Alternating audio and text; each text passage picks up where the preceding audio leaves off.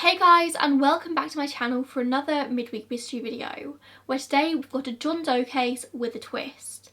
I learned about this case a couple of weeks ago after I received an email from someone asking me to cover it on my channel, and it went straight up to the top of my list. The Sheriff's Department are currently making a renewed push for information in this case. On the 8th of July they released a whole load of new information to the public. This is a fairly unusual case because we have photos of our John Doe, we have quite a wealth of information about him. As you'll come to see, we seem to know quite a lot, we just don't know his name, and nobody has come forward reporting him as a missing person. Investigators are saying that all it's going to take is for one person who knew him to recognise his photo and they could have all of their answers, and John Doe can finally get a proper burial. If you're from any of the areas I mentioned in this video, or a story strikes any kind of familiarity with you, maybe you would have run in the same kind of circles, then I urge you to share his story and help get it out there. There's a really good podcast recorded by the Collier County Sheriff's Office which features interviews and stories from people closely involved with this case, documenting how this case has unfolded over the past couple of years. I'll leave it linked down below in case anybody wants to go and listen. The mystery began on the 23rd of July 2018 when two hikers found a body in a tent at a campsite called Noble's Camp in Big Cypress National Preserve in Collier County, Florida, part of the Everglades. It was late in the afternoon when two men noticed a yellow tent in a clearing with a pair of boots outside. Something didn't look quite right, and upon investigation they found a body slumped in the tent in an upright position with his eyes wide open. They didn't touch the body to check for a pulse, but noted the weird colour of the skin and immediately called 911 to report what they'd found. It wasn't long until the authorities arrived at the scene, who found nothing suspicious, nothing to suggest any kind of foul play, nothing to indicate any kind of criminality. The death seemed to be from natural causes, but it still seemed to be quite a strange scene because there was nothing there that could ID him. No ID, no credit cards, no phone or electronics of any kind. There was just him, his hiking gear, a couple of notebooks filled with notes, and $3,600 in cash, and then another $40 found elsewhere. He was found wearing a grey shirt and neon green shorts. There was also a very dirty Columbia baseball hat, a yellow sleeping bag, two black and copper hiking poles, one yellow and grey isobutane fuel cartridge, and a blue and green water bottle. The man, whoever he was obviously very ill when he died. He weighed just 83 pounds, skin and bone, and was not in good physical shape. It appeared that he'd been living in the park for quite some time. He was 5'8" with likely blue eyes. He had dark brown hair with significant greying, as well as a significantly grey beard as well, which is described at the time of his death as shaggy, long, thick and unkempt. The autopsy marks his age as unknown, but NamUs has an estimated age range between 35 to 60. Personally, from photos, I'd place his age towards the lower end of that bracket. I don't think he looks any older than 45-ish. Whilst the autopsy states that the cause and manner of death are both undetermined, it does note three findings. 1. Pronounced cachexia, which the Oxford Dictionary defines as weakness and wasting of the body due to severe chronic illness. 2. Discoloration and abrasion of the shaft and glands of the penis. And 3. Probable vertical scar on abdomen with peritoneal adhesions indicating possible prior surgery. The body was fingerprinted and run through all of the obvious databases, but whoever this man was, he had no criminal history, nor had he ever been in the military. His fingerprints were not in the system. They focused in on Collier County at first, trying to match him to any missing persons reports they had, but there were no matches. So they then widened the search to the surrounding counties, but still no luck. Of course they had photos of the body, which was in fairly good condition, but releasing a photo of a dead body to the public is questionable. The authorities were lucky that the body was found when it was. He'd likely only been dead a couple of days by that point. Any longer and some serious decomposition would have set in, especially in the hot, humid weather of the Florida Everglades in July. So in lieu of sharing a photo of a dead body with the public, investigators get an accurate composite sketch drawn of the man. One important thing that was noticed about the body was the condition of the man's teeth. They were absolutely perfect, not a single filling, no evidence of any past dental work. So they drew the composite sketch, drawing particular attention to these perfect teeth. And I think from the podcast they got quite a lot of flack for this sketch, as it's quite weird to say the least, but it did have the desired effect. It was put out to the public and on August 2nd was posted to the Collier County Sheriff's Office Facebook page. Within 2 minutes they received a message from a woman called Kelly Fairbanks with a picture of a man who looked incredibly similar to the man in the composite sketch. Kelly Fairbanks was/is what is called a trail angel. She is somebody who helps hikers on their journeys. There are of course people who just go hiking as a day trip, nothing too serious. But there are these serious hikers, people known as through hikers, who hike a long distance trail end to end, sometimes it's called end to end hiking. It's the through hikers that people like Kelly like to help, providing them with food and water in designated spots along the trail, offering to post things back home, offer a place to rest their heads if they need it. It's people like Kelly who enable people to complete these through hikes. Kelly said that she came across this particular man near Crestview, Pensacola in the Florida Panhandle on July 24, 2018. She said that he introduced himself to her as Mostly Harmless, his trail name. It's common amongst hikers not to use their real names, but nicknames they tend to pick up along the journey. Many people do these through hikes in an attempt to escape from the real world, figure something out about themselves. The trail names stop things from getting too personal with other hikers you run into along the way. It was later said that Mostly Harmless got his name on the Appalachian Trail. He ran into some hikers around a campfire who told him that he could come and sit with them if he didn't bite. He replies, "I'm mostly harmless," and so the name stuck. Kelly chats with Mostly Harmless on the side of the road and gives him a sticker that she uses to advertise her services. He agrees to take a photo with the sticker, and that's the photo that Kelly later sends to the police. They have a chat in which he mentions he started hiking up in New York and was planning to end in Key West in Florida. I mean, if this was the case, he was on the last leg of his journey. He said that he didn't have any phone or electronics on him. He was on this hike to disconnect, and he was simply following a map, a paper map, which in actuality was an 8x11 piece of paper with a map of Florida and a hand-drawn line on it depicting the trail. Kelly invited Mostly Harmless along to a hiker reunion that was taking place in a few days' time, but he declined to offer, saying that he didn't know where he'd be in 3 days' time, as seeing as he didn't have a phone, he wouldn't be able to contact her to find out. So Kelly just gives him some provisions and he goes on his way. She says that for some reason Mostly Harmless stuck in her mind. She'd often ask other hikers who she'd come across if they'd happened to cross paths with him on their journeys. There's a fairly small hiking community in Florida. Likelihood is that you'd remember most people you meet along the way. Some would say they saw him, others said they didn't. Nobody that ran into him seemed overly concerned about his well-being, but Kelly says that she remembers that he looked fairly old physically, with the greying hair and the beard, but that his eyes looked very young. She thinks that he was much younger than he looked. After replying to the sheriff's office on Facebook, Kelly posted in one of the hiking community groups on Facebook, asking if anybody else remembered Mostly Harmless or recognised the man in the composite sketch. And lots of people replied saying that they did remember him. They'd either had their own conversations with him or spent a significant amount of time with him or just crossed paths. Lots of people had their own photos with or of Mostly Harmless, which is interesting in itself. If this is a man who was intentionally trying to go off the grid, he likely wouldn't be so willing to have so many photos taken of himself. Some people recognised him from much earlier in his hike, from before he'd even taken on the nickname of Mostly Harmless. Before this, he was known as Denim.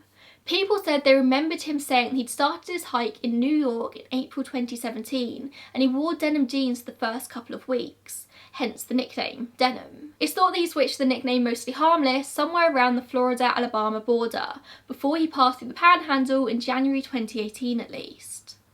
Hiking groups on Facebook pulled together to share everything they knew about this man that they knew as Mostly Harmless, and they all shared photos. But very few people came forward with information about Mostly Harmless in the early days of his hike. It seems like the first photos we have of him was taken around October 2017 in Damascus, Virginia, where he stayed at a hostel for 2 days due to a hurricane on the trail. The hiking community figured out and then shared with the authorities that Mostly Harmless had started his trail in New York, as I said. Beforehand, he worked in IT, and possibly he was born in Indiana, and he had his sights set on Key West in Florida as his end destination. Not a single person learned of his real name, and no one spoke of any accent he had in particular, which is interesting. He wasn't particularly northern or southern, and it seems that he may have spoken about a sister and an ex-girlfriend at one point. One man who met in Georgia said via Reddit that the two of them were the only two staying at a shelter called Springer Mountain Shelter, and they spoke late into the night. At this point, he was still introducing himself as Denim, and told the hiker that he'd cut ties with his parents because his dad was abusive. He tried to fight him as a teenager, and they just didn't have a good relationship. The hiker writes on Reddit that Denim seemed to be a really sweet guy and seemed to be a big fan of Doctor Who as well. Now, whilst we have no reason not to believe this man on Reddit and his story, I mean, it seems pretty genuine and it matches up with everything else we know about Mostly Harmless, of course it should be taken with a pinch of salt, as should all other evidence that hasn't been fully confirmed by the police. Whilst the hiking community was pulling together to get as much information about Mostly Harmless / Denham as they could, the authorities were following more official leads. Now, of course, they had his fingerprints and his DNA, and the podcast speaks about how a lot of people just automatically think you enter the DNA of Jane and John Doe's into genealogy websites and expect a hit on a relative, but that's not always the case. When looking for your ancestry, most people turn to sites like 23andMe and Ancestry.com, which do not share the DNA or work with law enforcement as a matter of privacy for its users. GEDmatch is the only database that the authorities can use. It is strictly a database of DNA, and it doesn't do all the fancy things that 23andMe and the like do. People choose to download the DNA to GEDmatch, mostly to help with cases such as this one. But if no one related to Mostly Harmless has decided to download their DNA onto it, then it's not going to come up with anything useful. So DNA here was just a dead end. They also decided to trace back to where Mostly Harmless purchased the equipment he was using on the hike, the equipment they found with his body, hoping they would have bought something with a credit card and his identity could be uncovered that way. Now, this is a big undertaking. There are so many places on his journey that his equipment could have been purchased at, but luckily the tent he was using was a fairly unusual tent. It was a yellow Brook Range 2-man tent, incredibly bulky for such a long hike. A lot of people he ran into on his journey took note of his equipment. He was just carrying a huge amount of stuff, and he didn't strike people as an experienced hiker, which was interesting for somebody embarking on such an impressive trip. I mean, New York to Florida, that's big. Investigators managed to trace his unusual tent to being sold in Georgia at a hiking store on the Appalachian Trail. It just so happened that the owner of that store had a good eye for faces and remembered the man he sold this unusual hiking tent to. In fact, it's usually sold as a mountaineering tent. But this was pretty much another dead end for the investigators though, because of course Mostly Harmless had paid in cash. But the store owner had a brainwave and thought that it was likely that Mostly Harmless would have stayed in the attached hostel for a couple of nights as well. Most people did. It was the Top of Georgia Hostel and Hiking Centre. Now, people can't check into hostels under their trail name, they must use a real name, and so the records were checked. Could they finally be about to get an answer? I can imagine the excitement when investigators discovered that only 3 people were staying in the hostel around the time the yellow tent was purchased. 2 were tracked pretty quickly. The third name was a mystery, Ben Billamy. Finally, they had a name. Ben Billamy stayed at the hostel on the night of the 22nd November 2017, then skipped a night as the hostel was closed for Thanksgiving before returning for 3 more nights on the 24th, 25th and 26th.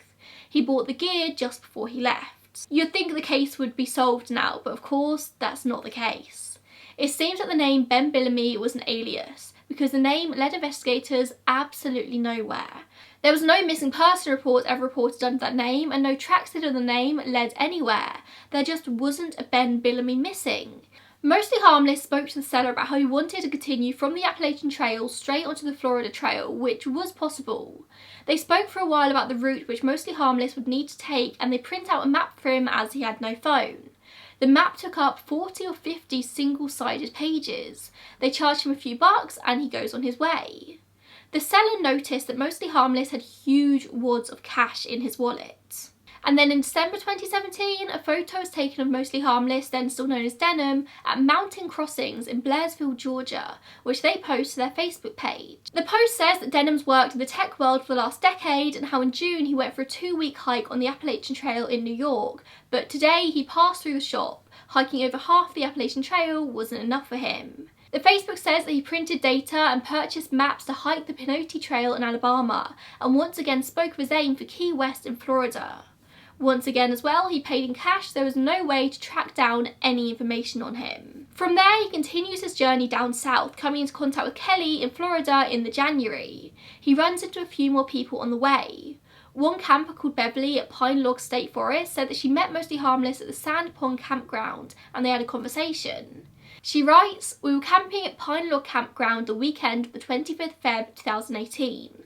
This guy had spent a night or 2 there and left on the 24th, headed for the Florida Trail. He told us all about where he'd started from and that he'd been staying with his sister in Sarasota or Fort Myers area before starting. He told us about him working in the tech field, talked to him for a while, was a nice guy." She then comments again underneath that he talked about some health problems that he needed or wanted to do this trip whilst he still could. If what Beverly writes here is true, that gives us some very interesting information. Mainly that he may have a sister and that he may have had health problems. But we've got to bear in mind that Beverly could be mistaken, or Mostly Harmless wasn't telling the full truth. If you're on a trip where no one knows you and no one knows who you truly are, then there's a possibility you can make up stories and embellish on the spot. We don't know that for sure, of course, but we also can't take what Beverly or Mostly Harmless are saying at his word. We don't know anything about this man. In March, somebody else came into contact with Mostly Harmless on the Florida Trail near Paisley and took a photo of him. As you'll see, compared to earlier photos, he's looking pretty thin here and the beard has grown significantly. The hiker said that Mostly Harmless seemed to be in good spirits though, and he was enjoying his hike, once again mentioning that he started in New York. It seems that this outfit with the beige t-shirt and the neon shorts are what he was found in. The podcast states that the last time somebody recalls seeing him on the trail was in April. He ran into a trail angel who offered to post some things back home for him. Mostly Harmless was carrying about 50 pounds on his back in this hot Florida weather. He was still carrying all of his winter clothes, but he declined the request to get it sent back. Potentially because he didn't have a home address or family to get it sent to, or maybe he was just very determined to keep himself anonymous. And then after that, the next sighting we have is when his body was found. His body still remains in storage, so he cannot be cremated until the investigation has exhausted all leads or until somebody comes forward to claim him. So he's just there, waiting. But that's not the end of his story. There's more to share because, as I mentioned at the beginning of this video, he had a few personal possessions on him, including 2 notebooks. One small pocket flip notebook and the other seems to be around a 5-size ring notebook. The police now believe that the notebooks may contain the clues needed to identify Mostly Harmless, having reached a dead end at every other turn. They've asked the public to pay attention to the pages of this notebook, hoping there's something in there that somebody may be able to recognise or pick up on. Something niche. I'll post a couple of photos on the screen, I'm sure, of the notebooks, but there will be a link in the description box for a page with photos and transcripts of all of the notebook pages. Most of the pages of the notebook consist of notes about a computer game that he seemed to be designing. Alongside the notes were pages and pages of programming code that probably won't mean much to the average person. To the normal eye, it seems like this type of code, which is likely Java, is something that Mostly Harmless was very educated in, but of course it means very little to me. If any of you are computer programming nerds or have any kind of knowledge around this, then it will definitely be worth you taking a look and just seeing what you can pick up on. I assume investigators have contacted experts in this field, but they've also just released a new podcast episode just 2 weeks ago urging the public to look at the notes and come forward with any information, so they clearly think this is a path that's worth following. Investigators noted that the kind of code used in the notebook is very similar to the kind of codes used in an online programming game called Screeps. The tagline on the website writes, "It means scripting creeps." It's an open source game for programmers wherein the core mechanic is programming a unit's AI. You control your colony by writing JavaScript. Basically, it's a game that web developers, gamers and computer developers play in order to hone their skills. It's a fun way to practice, and you do need to have a basic understanding of JavaScript to start with this game. From the kind of code written in his notebook, it seems like Mostly Harmless was a high-level player and very experienced in JavaScript. He wrote pages and pages of script in his notebook by hand with very few errors or revisions made. Did he have the skills for Screeps from practice in his personal life, or was it a skill he picked up on through his career? He did say he worked in IT, in the tech industry. Did he possibly work in gaming or something similar? Writing in his notebooks was likely how he passed his time in the evenings on his hike with no electronic devices to distract him. Investigators, of course, have contacted Screeps to see if they could find similar code within the game and identify Mostly Harmless's profile, but they've said they're unable to identify single players due to their privacy policy. But I know the police are still working on this angle. And gaming notes weren't the only thing in the notebook. There were also notes about a protein bar he was working on the recipe for with a list of different flavours and their macros, as well as there being notes about an app he was clearly thinking about developing where hikers could find local water sources along the trails. Another thing of note I want to mention is that you'll see a lot of people online talking about Hitchhiker's Guide to the Galaxy in relation with this case.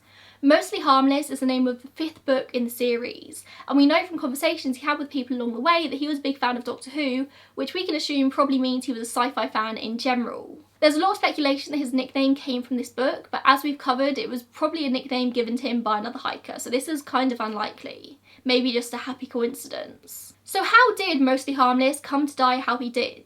The cause of death was listed as undetermined in the autopsy and was likely the result of some kind of chronic illness. He may have been slowly getting iller throughout the hike, as the photos show him slowly losing weight. Or that may have just been the consequence of so much walking.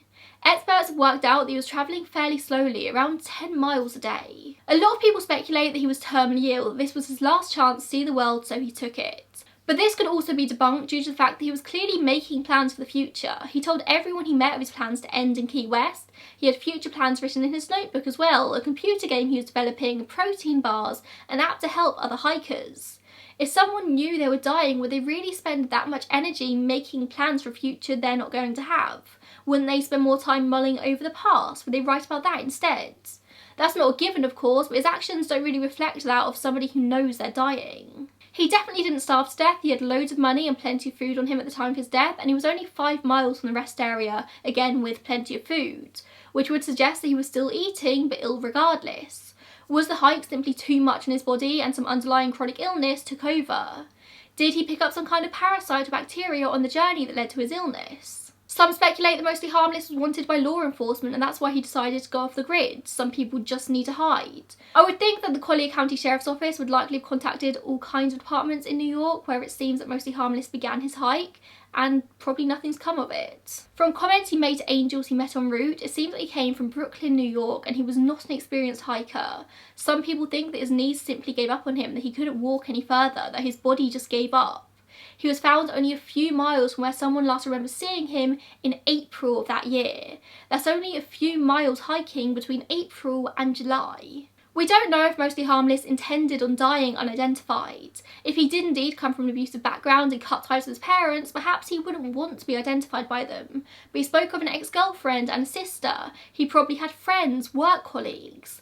There must be someone out there who misses him or at the very least recognises him. I'm inclined to believe that he didn't want to go down in history as unidentified. He just wanted a break from reality, wanted to switch off from technology for a bit.